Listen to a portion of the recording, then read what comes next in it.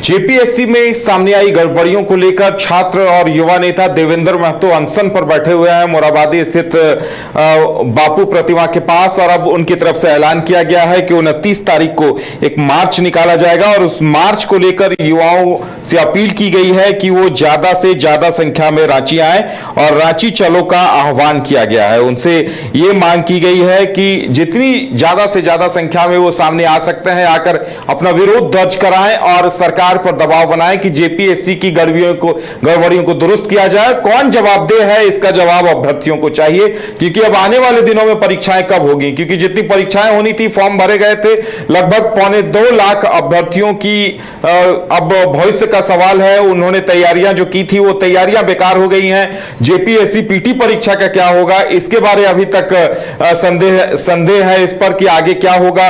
मुख्य परीक्षा की तैयारी में जो अभ्यर्थी जुटे थे वो भी फिलहाल हताश और निराश हैं और वो भटके हुए से खुद को महसूस कर रहे हैं।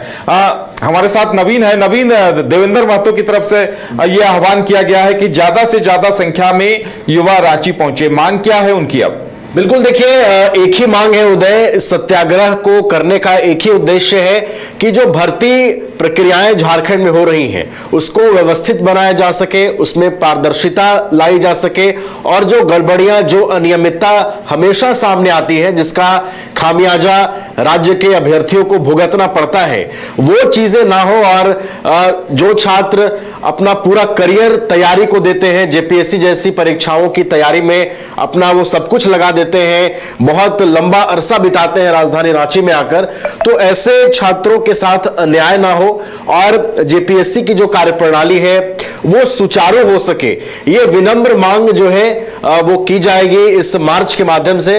और देखिए, सत्याग्रह पर जब बैठे थे देवेंद्र नाथ महतो छात्रों को एकजुट करके, उसके बाद ही अपील कर दी गई थी कि संविधान मार्च जो है वो 29 जुलाई को निकाला जाएगा। तो देखिए, ये जो संविधान मार्च है ये जयपाल सिंह मुंडा स्टेडियम से निकल करके रांची के अल्बर्ट एक्का चौक तक पहुंचेगा। और जो छात्र नेता है देवेंद्र नाथ महतो, उन्होंने खास तौर पर युवा जेनजी का जो इस वक्त क्रेज आप देख रहे हैं, जेनजी के आंदोलन ने परीक्षा रिफॉर्म्स जैसे अब जो बिल है वो भी इस देश में आ रहे हैं, तो जेनजी से उन्होंने अपील की है कि बड़ी से बड़ी संख्या में राज्य भर के जेनजीज जो है वो इस मार्च में शामिल हो।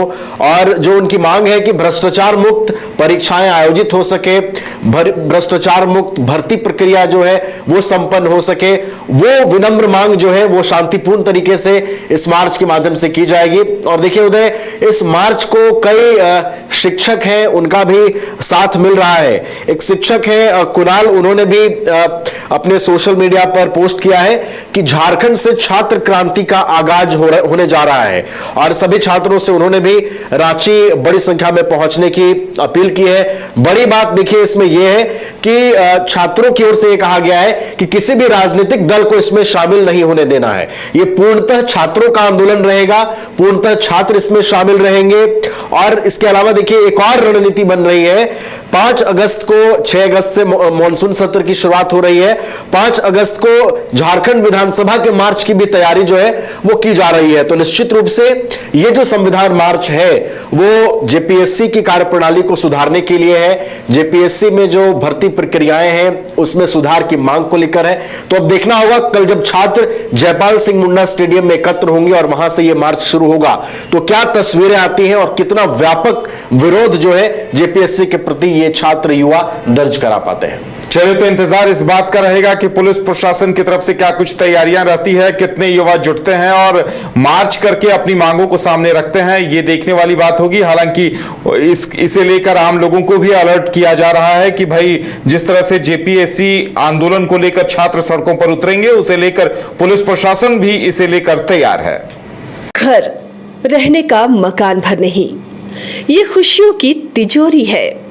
दरवाजे पर दस्तक देता पड़ोस, खिड़कियों से उमड़ आता आसमां, तारों में उलझी ऐसी ना जाने कितनी दास्तां।